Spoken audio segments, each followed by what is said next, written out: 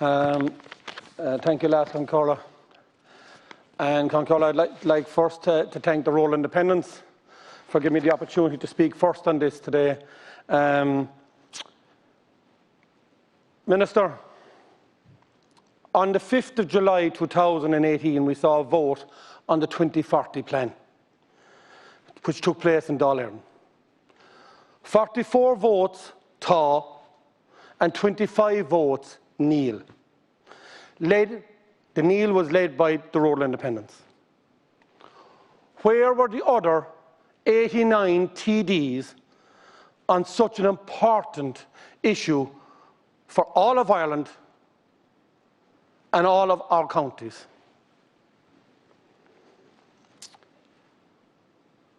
In the county of Limerick, 2 county TDs voted for this, and 1 was absent.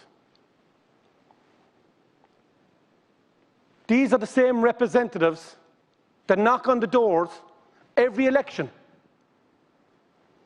and tell us that they're fighting for our counties, they're fighting for our rural areas, they're fighting for our infrastructure.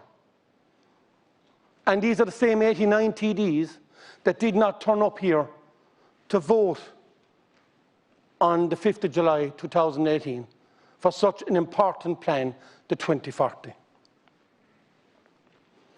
Did you know, Minister, that 37% of the population in Ireland are living in rural Ireland? 37%. We have a cabinet in the 33rd Dáil which is heavily weighted from urban living. 60% of your cabinet is urban living. 20% of your cabinet is from large towns such as Bray, such as Greystones, again Dublin Central, are weighted, and 20% of your cabinet, just under 20%, is from a rural background. That's not equality even within your cabinet. We now have a Minister for Transport that went live on television in October 2019 and stated that 30 cars is adequate for 300 families in towns and villages around Ireland. This is the same minister when the country were on their knees with a pandemic told us to set our greens on the south-facing windows. This is a person that's supposed to be representing Ireland and has the mentality to tell me that 30 cars can do large towns and villages, up to 300 families. Each house in towns and villages and rural areas have a minimum of 3 cars because of the failure of the government and the previous governments for not investing in the infrastructure outside of Dublin. And because we have these cars,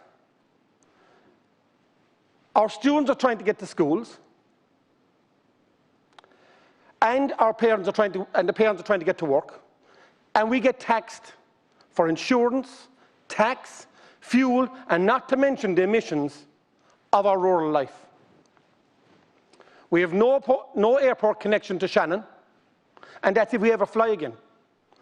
Rail links from Limerick city centre to Dublin or Cork. No railway links to Galway, Waterford, Kerry or any other county outside of Limerick. There is no adequate bus service from any of our towns and villages. I need to stress the basic services infrastructure must be put into rural towns and villages. And in Ireland, each village and town can progress with potential. This makes sense. Put money into sewerage, put money into water systems in Askeaton, Drumculliher, Hospital, Ula, Banog. This is economics.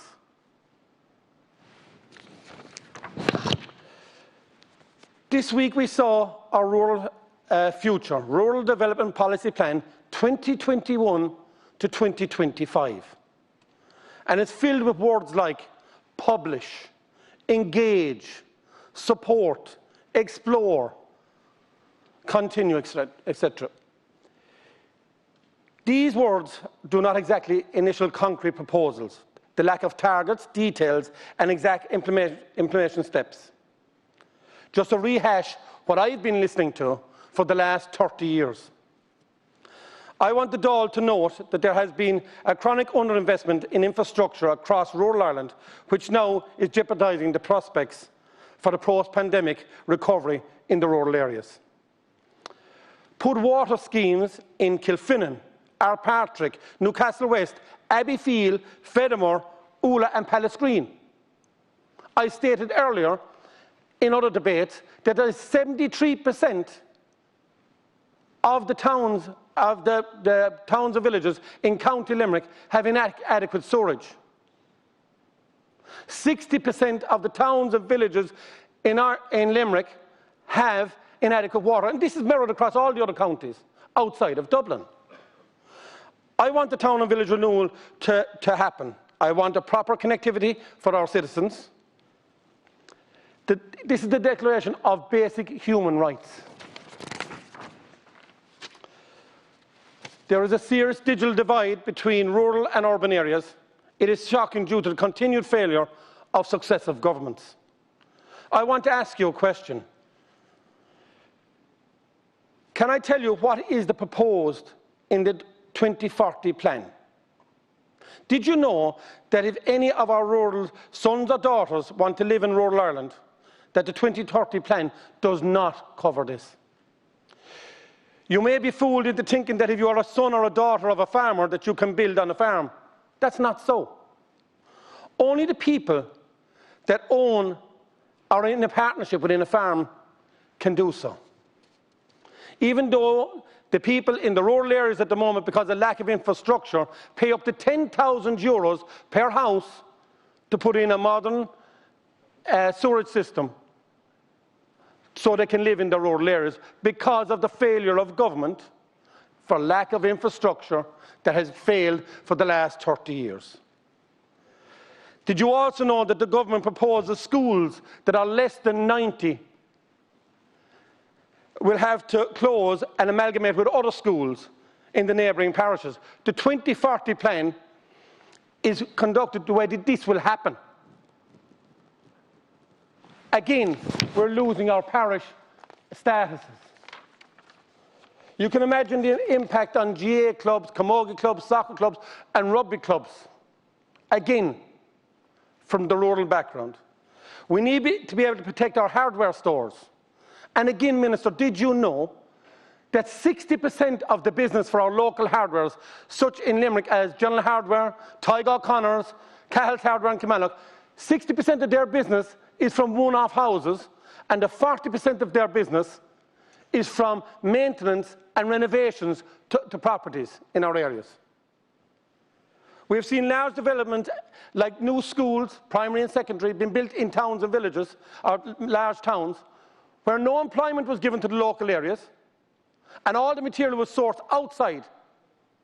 So again, if there is any infrastructure being put in, we need to make sure that that funding goes in to the local areas and local communities, and that there's a law put in place that they have to accept and employ people locally.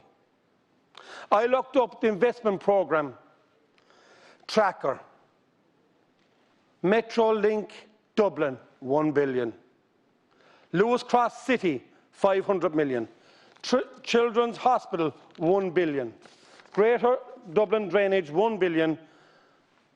And Ringan City Water Treatment, 1 billion. So for 2025, Dublin is going to put in 4.5 billion into Dublin. There's 25 other counties in Ireland. We are also asking every engineer, architect, local authority, and every councillor from all parties to stand with the rural independents and take on your government, because when you go back to the doors, and let's challenge this, challenge it legally, that it's the basic human right for anyone that's from the county to live in a county, whether it's rural or not. Thank you.